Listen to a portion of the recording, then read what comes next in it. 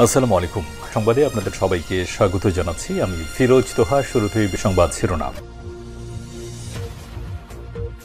বাংলাদেশের সর্বশেষ গুরুত্বপূর্ণ আপডেট সংবাদে আপনাকে স্বাগত। শুরুতেই সংবাদ শিরোনাম, পরে বিস্তারিত। শুরুতেই জানাবো, খালেদা জিয়ার সাথে সেনাপ্রধানের সাক্ষাৎ। বিএনপি চেয়ারপারসন বেগম খালেদা জিয়ার সঙ্গে সাক্ষাৎ করেছেন সেনাবাহিনী প্রধান জেনারেল ওয়াকারুজ্জামান। এরপর জানাবো, শেখ হাসিনার শিক্ষামন্ত্রী নওফেলের ইসকনের সঙ্গে কানেকশন। দেশে ২০২৪ সালে ডামি নির্বাচনের আগে নগরীর প্রবর্তক মোড়ে জগন্নাথ দেবের রথযাত্রা অনুষ্ঠানে প্রধান অতিথির বক্তব্যে প্রকাশ্যে নিজেকে ইসকনের সদস্য হিসেবে ঘোষণা দেন পতিত ফ্যাসিবাদী সরকারের শিক্ষামন্ত্রী মহিবুল হাসান চৌধুরী নওফেল। তার বিষয়ে আমার দেশ পত্রিকা একটি প্রতিবেদন প্রকাশ করেছে, জানাবো, আপনাদের সঙ্গেই থাকুন। এদিকে ডাকসু রোডম্যাপের দাবিতে ৭২ ঘণ্টার আলটিমেটাম। ঢাকা বিশ্ববিদ্যালয় কেন্দ্রীয় ছাত্র সংসদ নির্বাচন ডাকসু নির্বাচন এখন না দিয়ে আরও পরে দেওয়ার কথা জানিয়েছে উপাচার্য নিয়াজ আহমেদ খান। তার সঙ্গে এরপর বাকবিতণ্ডায় জড়িয়েছে ছাত্রদের কয়েকজন নেতা। জানাবো, আফ্রিকার মোজাম্বিকে নিরাপত্তাহীনতায় ভুগছে ৫,০০০ বাংলাদেশি। রাজনৈতিক প্রতিহিংসায় আগুনে ছারখার হয়ে যাচ্ছে পূর্ব আফ্রিকা দেশ মোজাম্বিক। প্রায় ২ মাস ধরে এই দেশে দাঙ্গা চলছে। অভ্যন্তরীণ রাজনৈতিক দাঙ্গা থেকে প্রাণে বাঁচতে লাখ লাখ নাগরিক নিরাপদ আশ্রয় খুঁজে ছুটছেন। এ অবস্থায় বিপাকে পড়েছে ৫,০০০-এর মতো বাংলাদেশি, যাদের ব্যবসা প্রতিষ্ঠান ঘরবাড়ি লুটপাট করে নিয়ে যাচ্ছে মোজাম্বিকের সন্ত্রাসীরা। এদিকে টানা ৩ দিন তাপমাত্রা কেমন থাকবে জানালো আবহাওয়া অফিস। জানুয়ারি মাসকে শীতের মাস বলা হয়। ইতিমধ্যেই এই মৌসুমের সর্বোচ্চ শীত অনুভূত হচ্ছে। শৈত্যপ্রবাহের কারণে এই শীত সামনে আরও বাড়বে। তবে আগামী ৩ দিন তাপমাত্রার কেমন থাকবে জানিয়েছে আবহাওয়া অধিদপ্তর। আগামী ৭২ ঘণ্টার পূর্বাভাসে জানিয়েছে তাপমাত্রা অনেকাংশেই কমে যাবে এবং তীব্র শৈত্যপ্রবাহ হবে।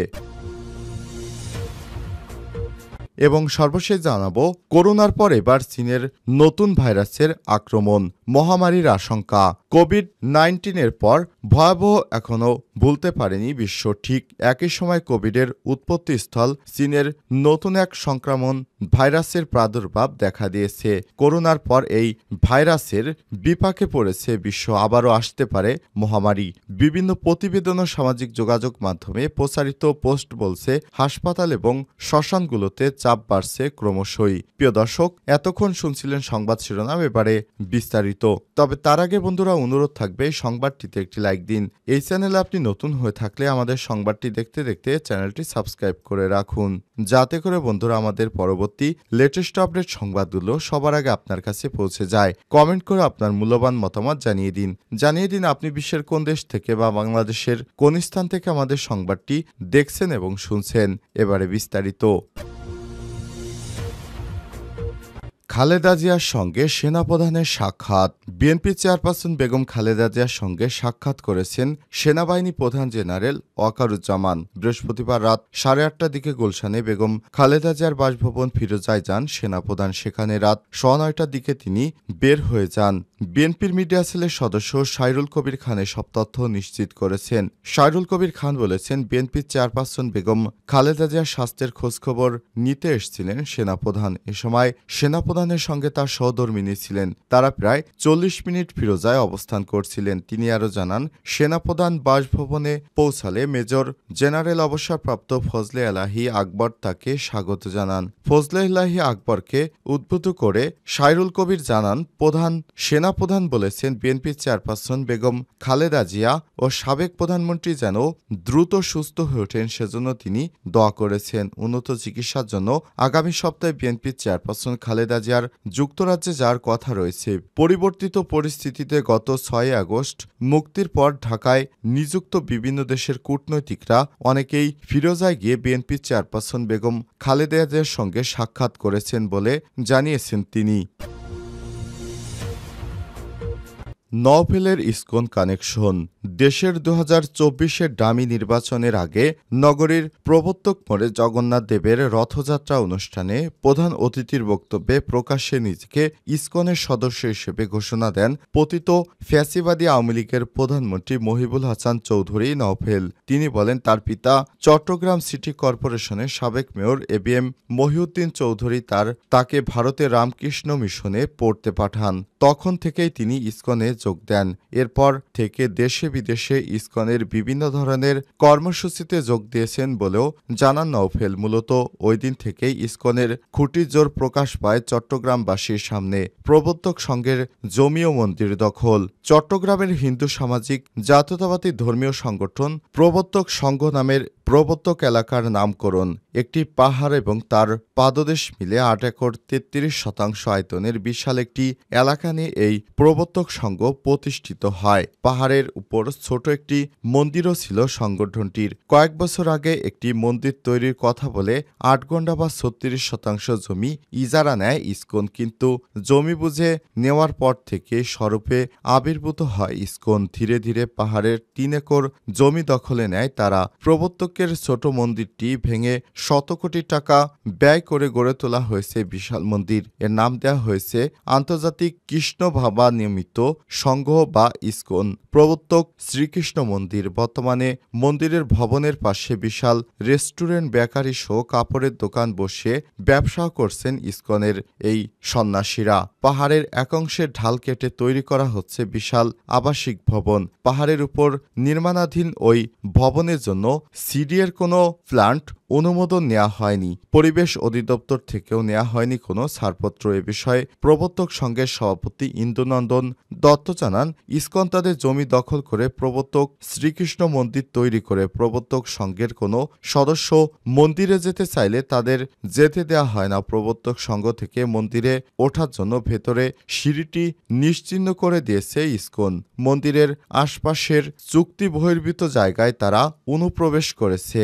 বায়েজিদ বোস্তামি রোড থেকে মন্দিরে ওঠার পথে ভেতরে নিরাপত্তা চৌকি সংলগ্ন একটি শতবর্ষ প্রাচীন গাছ রাতে অন্ধকারে কেটে ফেলা হয়েছে। এতে পাহাড়ের মাটির ক্ষতি হচ্ছে। এই ঘটনায় ইসকনের কয়েকজনকে আসামি করে চট্টগ্রাম আদালতে মামলা করেন প্রবর্তক সংঘ, কিন্তু সাবেক মন্ত্রী শেখ হাসিনার শিক্ষামন্ত্রী নওফেল, হাসান মাহমুদ ও আজম নাসিরের প্রভাবে আদালতেও তাদের বিরুদ্ধে ব্যবস্থা নিতে পারেনি।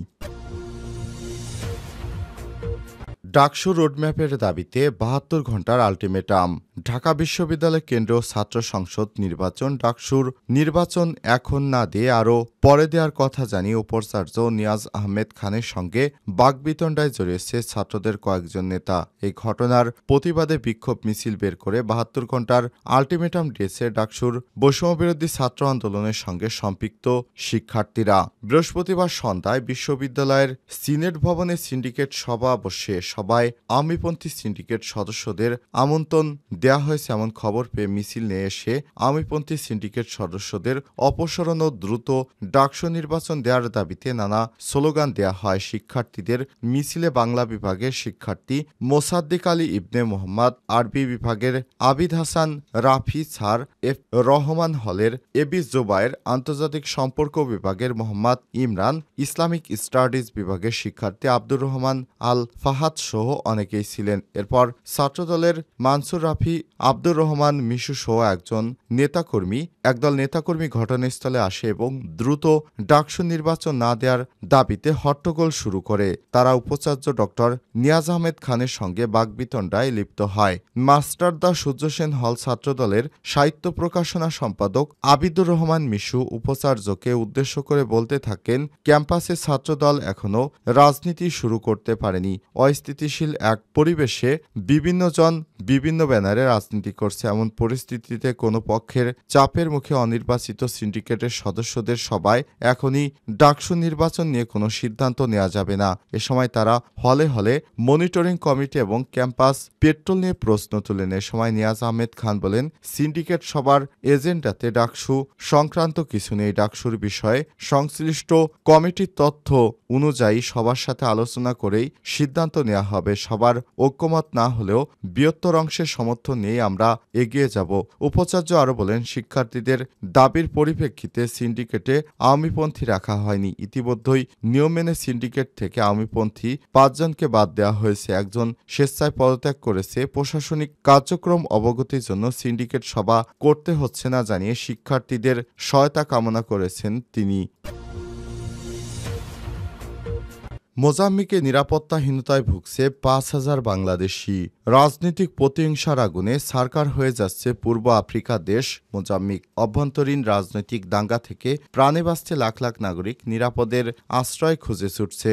বিদেশিরা পড়েছে বেশ বিপাকে। জানা গেছে, পূর্ব আফ্রিকার দেশটিতে বৈধ অবৈধভাবে বসবাস করেন প্রায় 10,000 বাংলাদেশি। তাদের মধ্যে অন্তত 5,000 এখন নিরাপত্তাহীনতায় ভুগছেন। মোজাম্বিকে থাকা বাংলাদেশিদের বেশিরভাগের ব্যবসার সাথে সংযুক্ত। গত 10 দিনে বাংলাদেশের কয়েকশো ব্যবসা প্রতিষ্ঠান, দোকানপাট এবং বসতবাড়িতে হামলা, লুটপাট চালিয়েছে দুষ্কৃতকারীরা। গত অক্টোবর থেকে মোজাম্বিকে রাজনৈতিক উত্তেজনা শুরু হয়। এ উপলক্ষে নির্বাচন, ভোটের ফলাফলকে কেন্দ্র করে সরকার ও বিরোধী শক্তির মধ্যে সংঘাত চলছে 2 মাসের বেশি সময় ধরে।